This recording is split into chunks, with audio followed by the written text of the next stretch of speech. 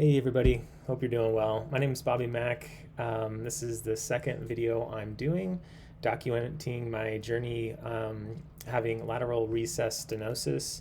The first video I did kind of went into the background and the history of the symptoms that I was feeling, the misdiagnosis that I had received, and then kind of the course of action moving forward.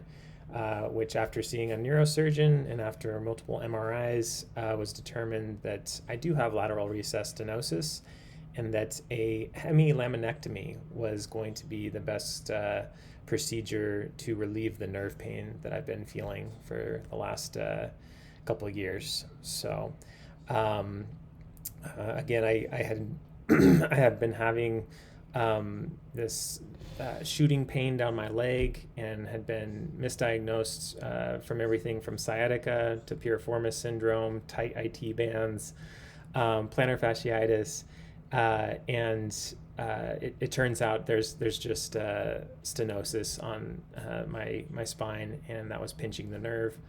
I have since had surgery. I'm on day 4.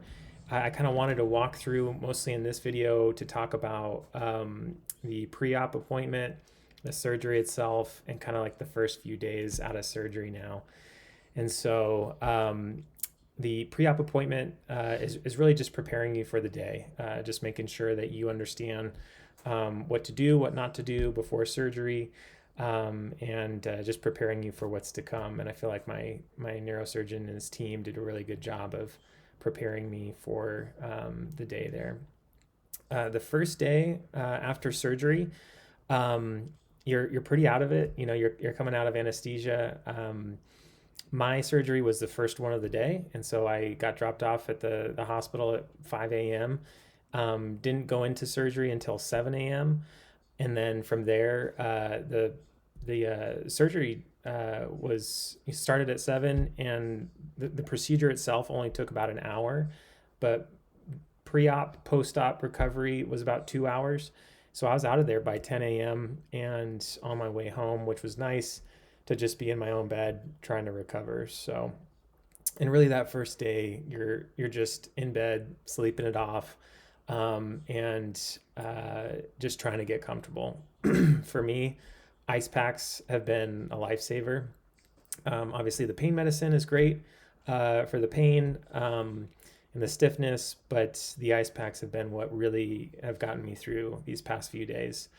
You know, using techniques like the log roll to get in and out of bed, very important. You're really just trying to feel what you can and can't do. But you should be able to, get up and go to the bathroom. You should be able to get up and get yourself a glass of water.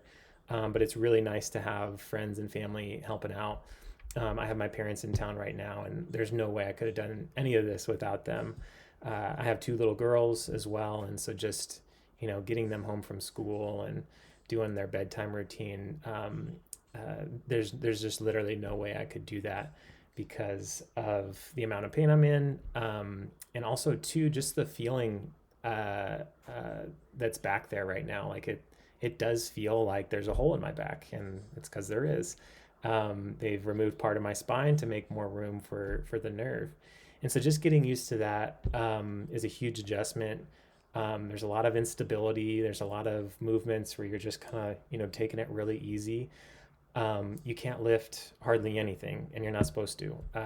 And so having friends and family, that first week, 2 weeks, 3 weeks is really helpful because even making yourself some food would be probably pretty difficult.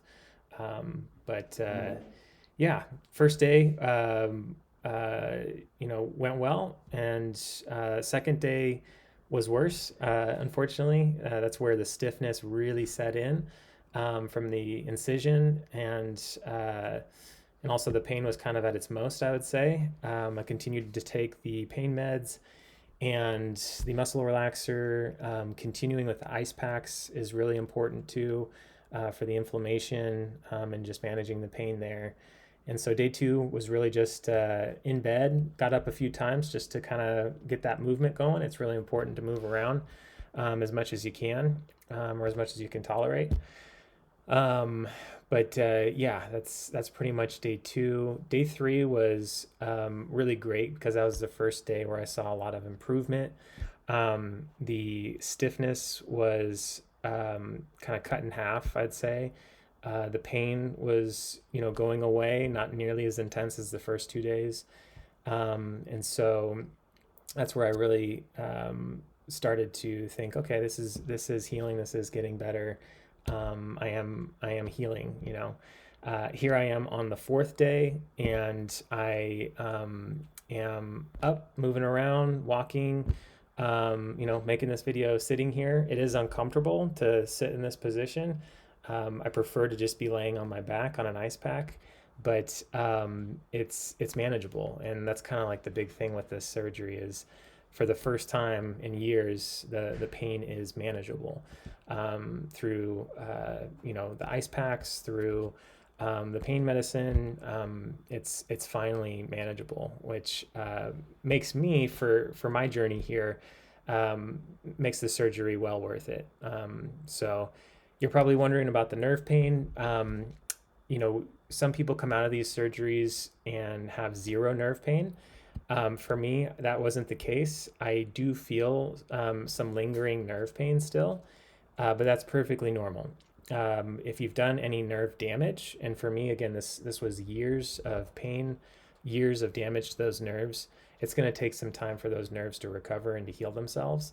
And so for me, it'll probably be a few weeks or a couple months before I get relief, total relief from that nerve pain. But the good news is that the nerve pain is not nearly anywhere close, to what it was before I went in for surgery. Before surgery, I could only stand or walk for 2-3 minutes at a time before I was in excruciating pain.